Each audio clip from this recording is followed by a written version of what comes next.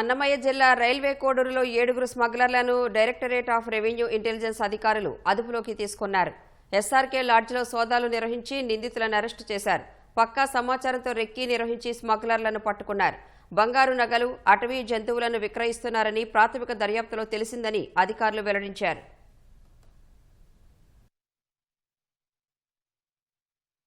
Rate చేసేటప్పుడు వీళ్ళు వచ్చి రైడ్ చేసుకున్నారు.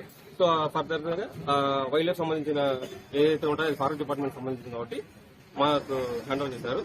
మేము చెక్ చేసాము.